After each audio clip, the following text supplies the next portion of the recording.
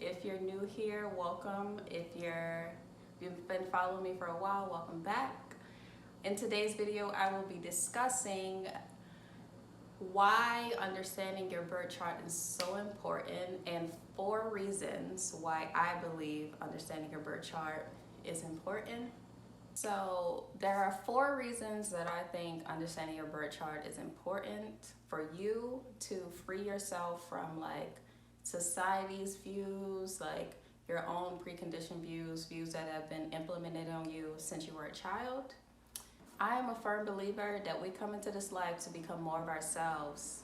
But how do we do that if we don't have any guide, any blueprint, any map? Especially if you didn't have guidance as a kid from your parent or any elder relatives in your life. I think that there are many resources in this world that give you the information that you need to find out who you are, who you want to be, and where you want to go. I think that astrology is one of them, and it's one of the less demoralizing ones. Like astrology is math, right? Like math is very cold, calculated, straightforward. There's a formula, there's a rhyme and a reason to it. Like there's some practices that are biased or belittling to some people, and I don't think that's fair. But the thing about astrology that I love the most is that it is straight to the point, no cookie cutter, no BS. Like it's just a wonderful resource and a wonderful tool for you to understand who you are, why you're here, and what you want to do in this life. So astrology is a mathematical formula that was written in the stars that you chose when you were born. Like, come on. People are born early, people are born late, people are born premature, but at the end of the day, I firmly believe that we choose to come into this life. We choose our parents, and we choose the lessons or life that we're going to live. Like there's people who have karma from past lives that they're like indebted to, and they're working through in this life. But at the end of the day, like we all choose to come here. We all choose to live this life, and we all forget why. With this formula, it has everything that you need to know to reach your highest potential.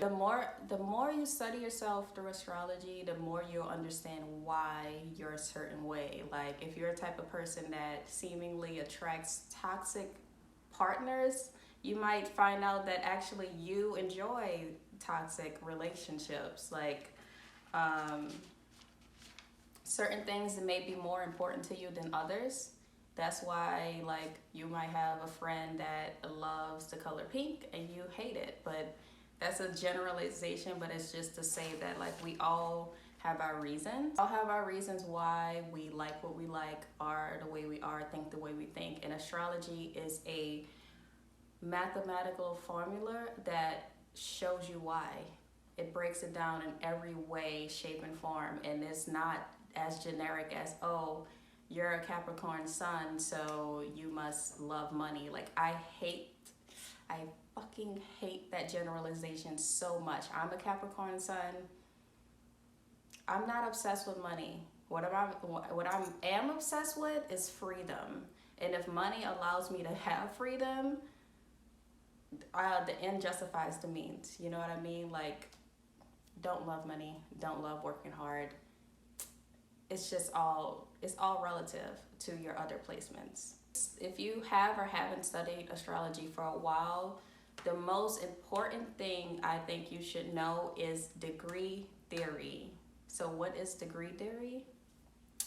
I'll tell you. So the value and importance of astrology is, like I said before, is math. And the thing that I love the most about math is that once you learn the formula of any equation, you just follow it and you're going to get the same result over and over and over again. Like once you understand the formula for you, you can implement it over and over and over again and get the result you want. It's like you can't lose. In degree theory, we break down how specific energies combine with our placements. No one is ever really one sign. That's not a thing. Everyone is all 12 signs. When you look at the birth chart, you have all 12 houses. The degrees are, it's a whole of 360 degrees broken down to 30 degrees apiece. So no matter how you want to cut it, you have every sign in your chart.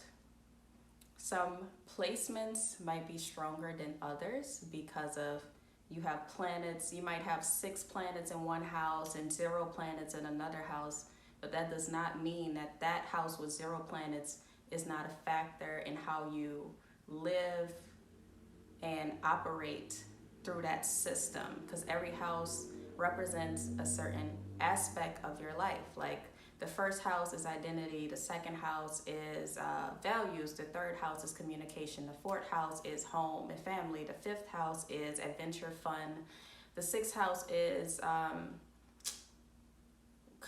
work and vocation, the seventh house is relationships, partnerships, businesses, so on and so on, right? So like it goes on and on.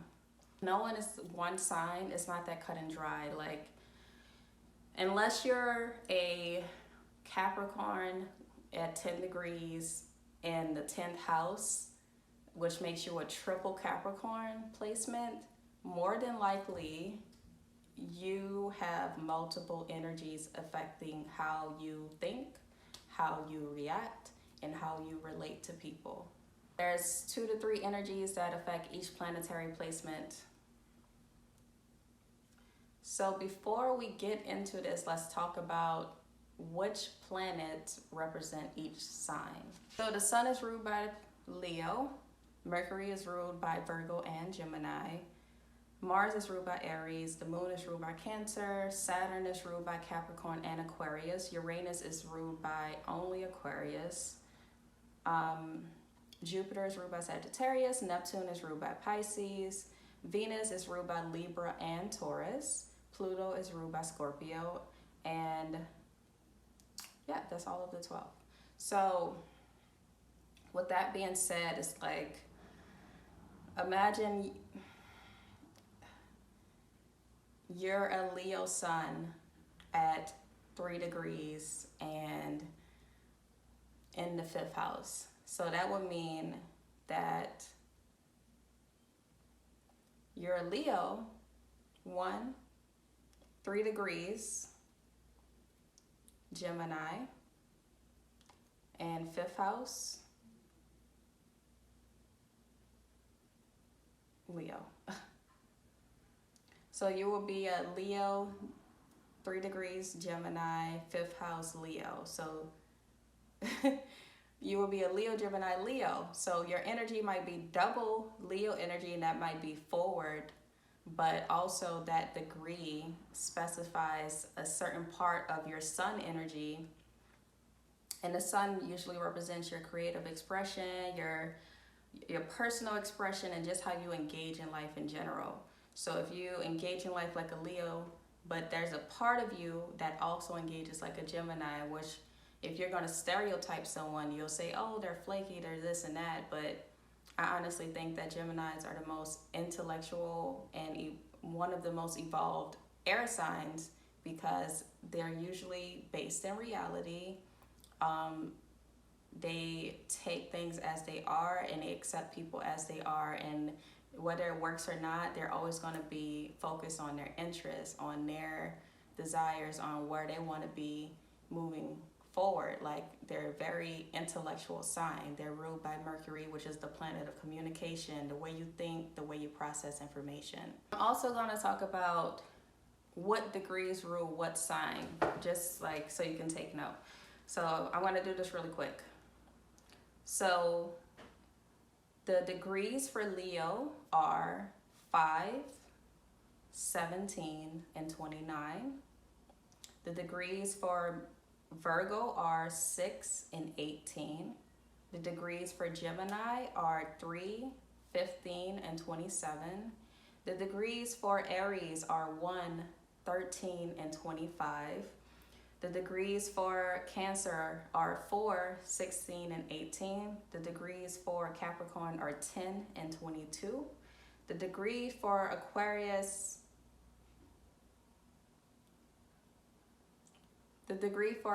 are 11 and 23. The degree for Scorpio are 8 and 20. The degree for Libra is 7 and 19. The degree for Taurus is 2, 14, and 26. The degree for Pisces is 12 and 24. And the degree for Sagittarius is 9 and 21. Now, if you're looking at your birth chart, when you look at your birth chart, they always show the degrees on the side. This is the moment where you want to look at your chart and say, okay, I'm a Sagittarius Aquarius. I am a Gemini Virgo. I am, because you're not ruled by one sign. That's just not the case. And then you can look at every specific placement. So, for example, there's degrees. The degrees break down in different ways. There's cardinal, fixed, and mutable. So the cardinal degrees are based off of the cardinal sign. And the cardinal sign usually is the initiator, the innovator. Like, they start things quickly, but that doesn't mean they always follow through. But these people are usually riddled with ideas. And having the trifecta of all three, usually these people can make things come together. But if you're a cardinal ruled sign, you're more likely the type of person that may overexert or overestimate your capabilities in something and drop it when it doesn't work, which some people may call you unreliable, but I think that means that you are a very creative person and a driven person, and eventually something's gonna stick. So don't feel bad that like you have all of these unfinished projects riddled around, because guess what? One of these days, something is gonna light you up so much that you're gonna see it through, and it's gonna be world changing. Every degree, there's also critical degrees, and critical degrees are degrees that are basically like a climatic energy inside of the degrees. So if the critical degrees are 0, 13, 26, 8, 9, 21, 22, and 14 and 17. And each of these degrees are in a different subgroup. So like I said before, the cardinal energy, right? So the cardinal critical degrees will be 0, 13, and 26. And it has been said that a person that's born at 0 degrees came here with a clean slate of karma. So if you have a moon in 0 degrees, that means that in your previous life, you probably accomplished very successful relationships and you completed that cycle, and now you're starting anew, you're starting fresh. You don't have all of this baggage from your past life that you have to work through in your emotional self. So, and if you do have 0 degrees moon or sun or whatever the case may be, you may have a tendency to be childlike and naive in a way, and sometimes foolish to some people, because you have so much energy of that placement. Like, it's like you're so filled up with so much momentum and potential in that placement that you may, you know, take a lot of risk and be impatient or immature. Especially if you have Venus in 0 degrees, it may mean that you are less likely to commit in relationships and like jump from one thing to the next, because there's something in you missing. There's something that's not lighting you up enough to say, okay, this is the one. But you're willing to experiment with as many relationships as possible until you feel it, until you feel this is the right one. The fixed degrees are, especially the fixed critical degrees, which are 8, 9, 21, and 22, has an energy of restriction. So a lot of your energy may appear as a shield or like a fear of letting loose. Limitation to express or show any vulnerability or look weak in any way to other people. Or even if it's not looking weak, it's just this overwhelming fear of getting hurt, so you won't even allow it to happen. Like you just put up this big wall of restriction that keeping people's at arm's length at all times. Like example, if you have a moon in a fixed critical degree, which will be 8, 9, 21, or 22, you're definitely not going to be emotionally vulnerable with your partner. You may be critical of your feelings or even the feelings of others, and have difficulty opening up and creating long-lasting, healthy bonds.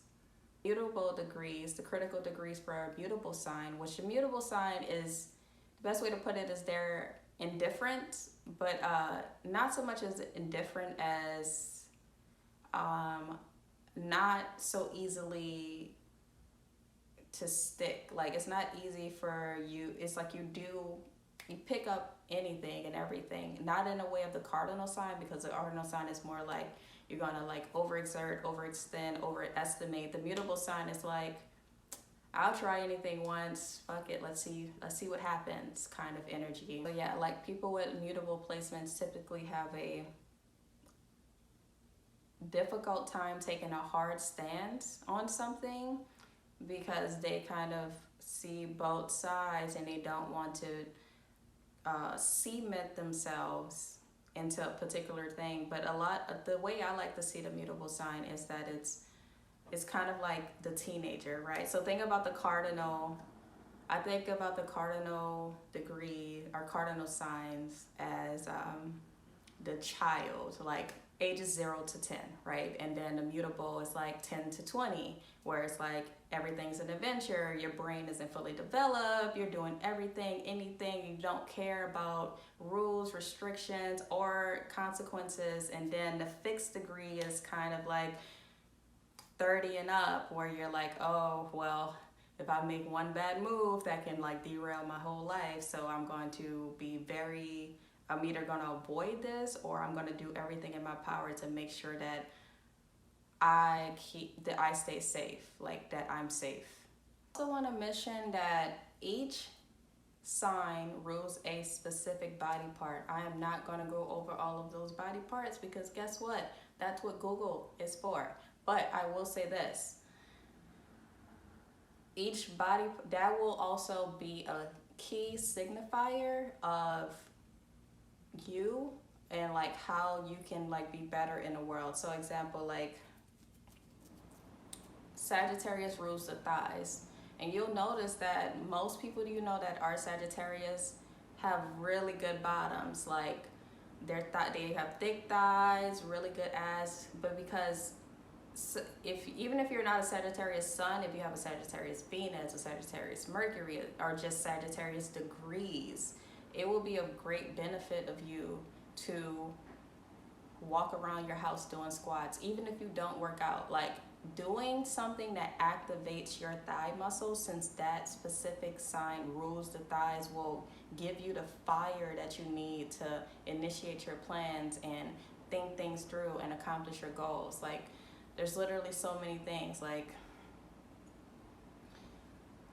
there's so many methods and systems inside of astrology that teaches you how to treat yourself better, so ultimately you can treat other people better. But you have to understand who you are. You have to constantly research yourself, study yourself, investigate yourself, and look at your likes and dislikes and figure out, why does this work for my friend but it not work for me? Like astrology will tell you everything, like from the conjuncts to the sextiles to the trines to the grand trines to the T-squares to the squares. Like you'll understand why there's tension. Like if you're the type of person that goes back and forth on ideas a lot, you most likely have a square in your chart. You probably have 3 planets that are just constantly fighting each other. I know I do. I know I go through that. So like I have to stay disciplined in my thought process to like, okay, this is what we're doing today. I don't care what you say. Like, I keep a note of like what I'm gonna talk about on YouTube, because if I don't write down my ideas like a blueprint, I will blabber them out and go off the deep end about stuff that doesn't even matter, because my mind is constantly bouncing back and forth, and it's like, no, I want to say this, I want to say this, I want to say this, but the point that I'm trying to make gets eluded. So yeah, there's so much to understanding your birth chart. Like, there's planets in detriment, there's planets that are exalted, which basically means, like, if it's in detriment, for example, if you have Sagittarius Mercury, right, that means your Mercury is in detriment, which means it's in the worst place it can be, because it doesn't feel at home, it doesn't feel safe. It's like being in a foreign country and no one speaks your language and you don't speak their language, and no one's trying to help you, and you just have to figure it out. Like, that's what Sagittarius and Mercury feels like. And that's why most people you meet with Sagittarius Mercury, you'll think that they're like, some people will say that they're blabbermouths, some people will say that they're like unreliable or just like skittish, because they just kind of go wherever their mind takes them and there's no clear direction. But that doesn't mean that they're bad people. I think I have a Sagittarius Mercury and I love the way I think, and I love talking to other Sag Mercuries, because it's finally like someone gets me. Like, you can follow my weird train of thought without saying, oh, like a Virgo Mercury would do, which Mercury is exalted in Virgo because Virgo rules Mercury. So like a Virgo Mercury will probably stop me and be like, wait, but what about this? But what about that? But what about this? What was your point? And it's just like, I was getting there. It's just like a long road to like the end, you know, but everyone's different. Thank you for watching. If you like this video, please leave a heart and a comment. I want to know, like, what did you learn from this video? If there's any points you think that I missed or I can elaborate on, please leave it in a comment below. Like I said, I use astrology to learn myself, and I use my channel as a outlet for people who have my placements, because I know how important it is to, when you're looking for this information and you have a bunch of people who have never experienced what you're living with, trying to make talking about it as if they know what they're doing, and a lot of people don't. I've been disappointed with a lot of astrologers on YouTube, especially when it comes to my placements. The only astrologer on YouTube that I honestly think hits the nail on the head every single time was Astro Finesse. Like, you can tell he does his research. You can tell that he's just not talking out of the side of his neck just to become famous on YouTube. Like, he did the work. He was diligent. He's being helpful and relatable, but also very, very informative. So, like, yeah, if there's anyone I recommend, it will be him. But needless to say, my channel will be about my placements, my experiences with my placements, and how I understand them, and how I overcome the obstacles that come with them. So thank you for watching. I really hope you guys have a good day and take care of yourself.